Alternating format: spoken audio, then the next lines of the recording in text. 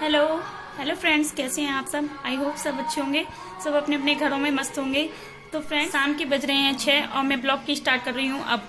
और काफ़ी दिनों से ब्लॉग नहीं बनाया है, तो फिर जो भी अपना रूटीन में था वो सब एक तरह से छूट सा गया है।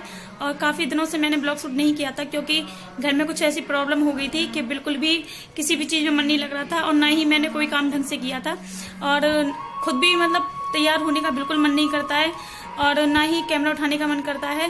घर में इतना बुरा हादसा हुआ है कि मतलब आप लोगों के साथ उसको मैं साझा भी नहीं कर सकी थी, क्योंकि एकदम से इतनी परेशानी आई थी कि मुझे लग रहा था कि मैं आप लोगों के साथ एक गुड न्यूज़ शेयर करूंगी, लेकिन गुड न्यूज़ के साथ साथ एक बैड न्यूज़ आ गई। तो फिर हमने गुड न्यूज़ पे भी ज़्यादा ध्यान नहीं दिया, क्योंकि कोई गुड न्यूज़ बैड न्यूज़ से बढ़कर नहीं हो सकती है। और वो बैड न्यूज़ क्या है, ये मैं आप सबके साथ शेयर करूंगी आज लगभग इस बात को 1 हफ्ता हो गया है, लेकिन अभी भी मन उस बात से उबर नहीं पाया है कि जो भी हादसा घर में हुआ है उससे आज फाइनली थोड़ा बहुत राहत है। तो इस वजह से फिर मैंने कैमरा उठा लिया है और सोचा आप भी हमारी एक फैमिली हैं, तो आप सबके साथ भी सब कुछ शेयर किया जाए। और अभी मैं तैयार हो लेती हूँ, उसके बाद मैं आप सबसे बात करती हूँ। तो गाइस, आपने हमारा होली वाला ब्लॉग देखा होगा, और उसमें मैं अपने होली खेल रही थी अपनी जब ससुराल में। तो मेरे दोपहर के टाइम मेरे दीदी जीजा जी होली खेलने आए थे, तो साथ में हमारी बहू भी थी, जो हमारे परिवार में मेरी बहू लगती हैं, और उनके हस्बैंड भी थे, साथ में होली खेल रहे थे। और वहाँ पर मैंने एक फ़ोटो क्लिक कराई थी, उसमें वो दोनों मौजूद थे।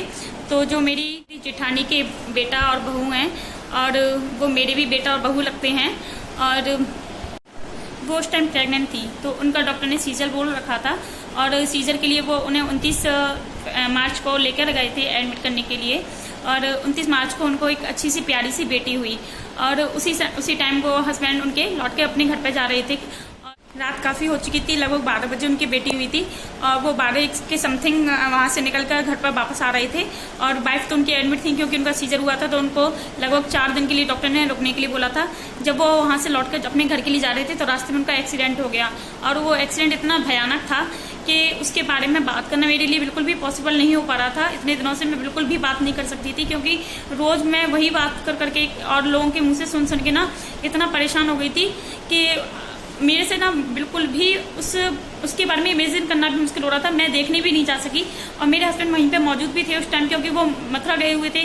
तो मथुरा से लौटते हुए वो आगरा ही थे, उस टाइम उनका एक्सीडेंट हुआ था। और उनको मेरे हस्बैंड ने फिर एडमिट कराया पुष्पांजलि हॉस्पिटल में। एक्सीडेंट इतना भयानक था कि आप सोचिए, उस 29 मार्च से लेकर 4 अप्रैल हो गई हैं, लेकिन उन भैया को अभी तक होश नहीं आया है। और ना तो वो अभी बिल्कुल भी बोल रहे हैं, ना उन्होंने आंखें खोली हैं। साथ में उनकी एक लड़का और था, उसका भी एक्सीडेंट हुआ था, और उसकी भी हालत क्रिटिकल थी, लेकिन उसकी हालत में काफ़ी सुधार हो गया है। और उसके केवल हाथ पैर, दूसरे वाले पेशेंट की हालत में इतनी सुधार है कि वो अपने घर वालों को पहचान रहे हैं, वो बात भी कर रहे हैं अपने घर वालों से। लेकिन हमारा जो राहुल है, वो ना तो हमसे बात कर पा रहा है, ना ही वो आंखें खोल रहा है। और कल उसके राइट हैंड की सर्जरी हुई थी, तब से उसकी हालत में काफ़ी सुधार है, और डॉक्टर ने उसको बोल दिया है कि अब वो जल्द से जल्द होश में आ जाएगा। अब बस आप लोग प्रे कीजिए, अब हम इससे ज़्यादा कुछ नहीं कर सकते हैं। हम उसको दवा दे सकते हैं, लेकिन आप लोगों को दुआ करनी होगी इसके लिए। तो मैं ये चाहती हूँ कि फ्रेंड्स, आप भी मेरे साथ साथ उसके लिए दुआ करें। उसकी एक प्यारी सी बेटी हुई है अभी, जिसे उसने अपने हाथों में भी नहीं लिया है, और उसकी वाइफ को भी बताया भी नहीं गया है उसके बारे में। तो मैं ये चाहती हूँ कि जब तक उसकी वाइफ हॉस्पिटल से डिस्चार्ज होकर आए, तब तक हमारा राहुल भी बिल्कुल सही होकर घर पे आ जाए, क्योंकि एक पत्नी के लिए अपने हस्बैंड को इस हालत में देखना काफ़ी मुश्किल होता है।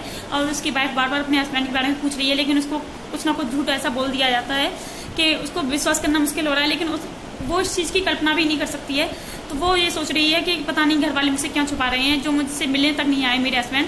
लेकिन हम लोग उसको ऐसे टाल रहे हैं जैसे कि वो हम लोगों से नाराज़ है, और वो कहीं रूट कर कहीं चला गया है, इस वजह से वो मिलने नहीं आया है। लेकिन हम उसको बिल्कुल भी सच्चाई नहीं बता रहे, क्योंकि उसका सीजर हुआ है और उसको स्टिचिंग हुई है पेट पर, और इस वजह से हम लोग उसको बताना नहीं चाह रहे हैं, ताकि उसको कोई परेशानी नहीं हो जाए। और मैं चाहती हूँ फ्रेंड्स, आप भी हमारे साथ साथ उसके लिए प्रे कीजिए। मैं यहाँ आपको स्क्रीन पर उसका फ़ोटो दिखा दूँगी, तो आप पहचान जाएंगे उसको। और फ्रेंड्स, अब इस परेशानी की घड़ी में मैं चाहती हूँ कि मेरी पूरी बैठी फैमिली मेरे राहुल के लिए प्रार्थना करे, और वो जल्द से जल्द सही हो जाए। हमारी पूरी फैमिली के लिए प्रार्थना करे, क्योंकि हमारी फैमिली इस समय बहुत ही ज़्यादा परेशानी में है।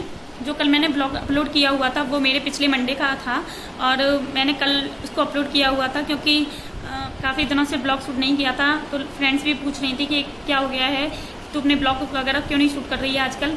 तो इस वजह से मेरे पास पुराना ब्लॉग बना हुआ रखा था, तो वो मैंने अपलोड कर दिया था और मैंने काफ़ी दिनों से कैमरा नहीं उठाया था। तो फाइनली आज मैंने कैमरा उठा लिया और आज के लिए मैंने बस इतना ही शूट किया है। मैं आप लोगों के साथ सब कुछ शेयर करना चाहती थी, इस वजह से मैंने आज भी ब्लॉग बनाया हुआ है। और अब मुझे लग रहा है कि उसकी हालत में जब सुधार है तो मैं भी अपने काम पर वापस आ सकती हूँ और कल से मैं भी ब्लॉग वगैरह शूट कर सकती हूँ। क्योंकि जब आपके घर में कोई परेशान होता है तो आप बिल्कुल भी ना तो आपका काम करने में मन लगता है, ना आपका किसी भी काम। मैं आप लोगों के साथ कुछ भी जो भी शेयर करती हूँ अपने घर के डेली के रूटीन, वो पूरे मन से पूरे दिल के साथ अपनी जो भी रूटीन वगैरह होते हैं वो आप सबके साथ शेयर करती हूँ। और इतने 29 फरवरी की रात से लेकर कल तक मेरा हाल इतना बेहाल रहा है कि मैंने किसी भी काम को ढंग से नहीं किया है। घर में मैं काम सारे कर रही हूँ, खाना भी बना रही हूँ, साफ सफाई भी कर रही हूँ, लेकिन ना तो मैं कोई रूटीन से काम कर रही हूँ, ना ही मैं किसी पूरे मन से काम कर पा रही हूँ। सच बताऊँ, मैंने खाना पीना कोई भी घर से ढंग से कोई कुछ खा ही नहीं रहा है, तो इस वजह से मेरा भी बनाने में मन नहीं हो रहा था।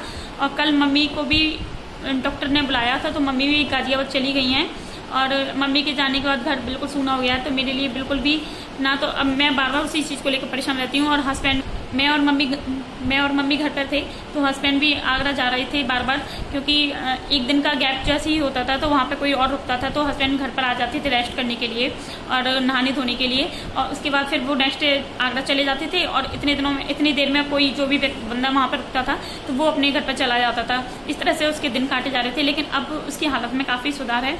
और हस्बैंड ने भी इतने दिनों से ऑफिस से लीव ले रखी थी, तो आज उन्होंने भी अपनी ऑफिस ज्वाइन कर ली है और कल से मैं भी अपनी रूटीन पर लौट आऊँगी। और इस ब्लॉग में मेरे लिए इस ब्लॉग को शूट करने का मकसद यही था कि मैं चाहती हूँ मेरी पूरी बाइटी फैमिली मेरे राहुल के लिए प्रे करे, तो जिससे जल्द से जल्द राहुल सही होकर घर पर आ जाए। फ्रेंड्स, आप प्लीज़ मेरे राहुल के लिए प्रे कीजिएगा।